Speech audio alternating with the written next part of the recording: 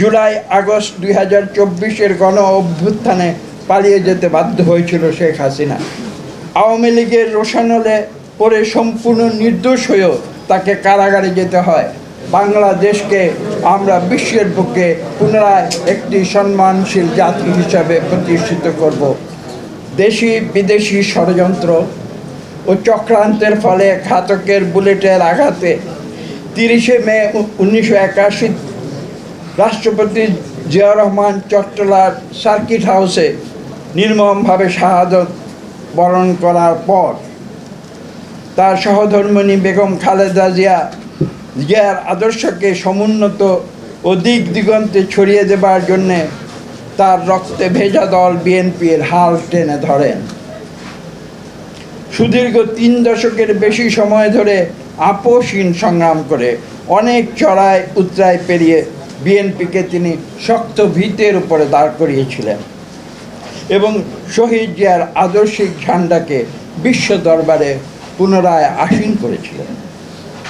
ইতিহাসের সবচেয়ে নিকৃষ্ট স্বৈরাচার আওয়ামী লীগের রোষানলে পরে সম্পূর্ণ নির্দোষ হয়েও তাকে কারাগারে যেতে হয় এবং সুদীর্ঘ 6 বছর কারাবাস করে আদালতের রায়ে তিনি বেকসুর খালাস পান।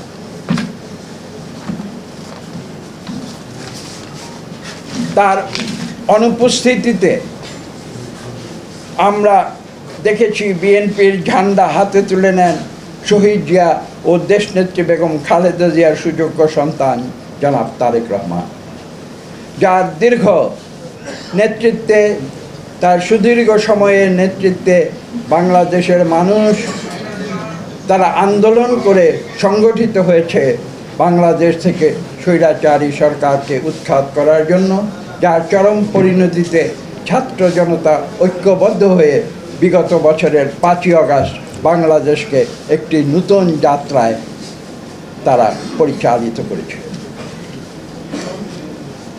সুদীর্ঘ 15 বছরের আপোষহীন সংগ্রামের ফসল জুলাই আগস্ট 2024-এর গণ অভ্যুত্থানে পালিয়ে যেতে বাধ্য হয়েছিল শেখ হাসিনা। একথা বললে হয়তো অত্যুক্তি হবে না যে ছাত্র জনতার গণ অভ্যুত্থান ঘটেছে বাংলাদেশি জাতীয়তাবাদের মূলমন্ত্রেই।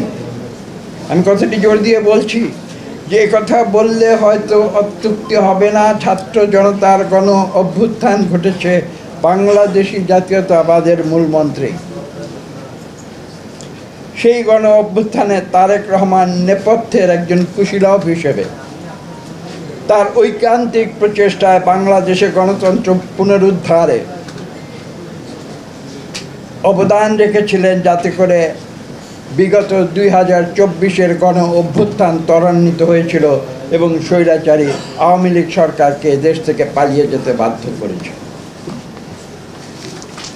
আমি বক্তব্য দীর্ঘ করতে চাই না। আমি আজকের নতুন প্রজন্ম, 7ই নভেম্বরের প্রজন্ম, 2024-এর জুলাই আগস্টের প্রজন্ম, আমি সকলের প্রতি আমি আহ্বান করব যে আসুন শহীদ প্রেসিডেন্ট জিয়াউর রহমান যে কথাটি বলেছিলেন, ব্যক্তির চেয়ে দল বড়, দলের চেয়ে দেশ বড়, সেই আদর্শে আমরা উদ্বুদ্ধ হই এবং বাংলাদেশি জাতীয়তাবাদের যে আদর্শ, সেই আদর্শকে অনুসরণ করে আমরা বাংলাদেশকে আমরা বিশ্বের বুকে পুনরায় একটি সম্মানশীল জাতি হিসাবে প্রতিষ্ঠিত করব ইনশাআল্লাহ।